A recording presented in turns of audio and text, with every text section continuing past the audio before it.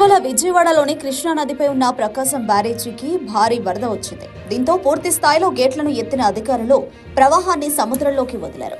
ఈ సమయంలో వరదలో కొట్టుకొచ్చిన భారీ బోట్లు ప్రకాశం బ్యారేజీలోని 67, 68, 69వ గేట్లకు బలంగా ఢీకొట్టాయి. దీంతో గేట్ల కౌంటర్ వెయిట్ పిల్లర్లు డ్యామేజ్ అయ్యాయి. AP4M SB 0017, AP4M SB 0022, AP4M SB 0023 నెంబర్లు గల బోట్లు ప్రకాశం బ్యారేజీని ఢీకొట్టాయి. ఈ ఘటనలో బ్యారేజీలోని 67, 69, 70 గేట్లు దెబ్బతిన్నాయి. దీంతో ఆ గేట్లకు కౌంటర్ వెయిట్లు ఏర్పాటు చేస్తున్నారు.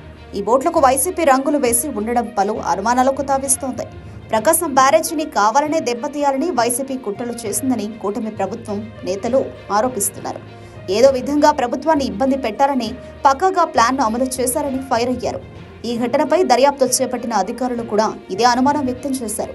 ఢీకొట్టిన 3 బోట్ల యజమాని వైసీపీ నేతవే అని టీడీపీ నేతలు ఆరోపిస్తున్నారు. ఈ కేసులో ఇప్పటికే 2 అరెస్టు చేసి విచారిస్తున్నారు.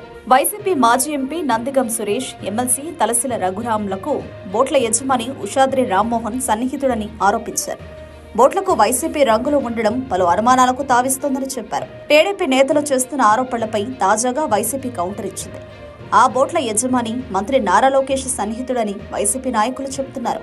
ఈ కేసులో నిందితుడు కోమటి రామ్మోహన్, ఉషాద్రిలను పోలీసులు అరెస్టు చేశారని, అందులో రామ్మోహన్ టీడీపీ ఎన్ఆర్ఐ అధ్యక్షుడు కోమటి జయరాం బంధువు అని ఆరోపిస్తోంది.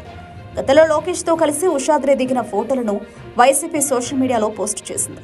నిందితులకు లోకేష్ తో సంబంధాలున్నాయనడానికి ఈ ఫోటోలే సాక్ష్యమని చెబుతోంది.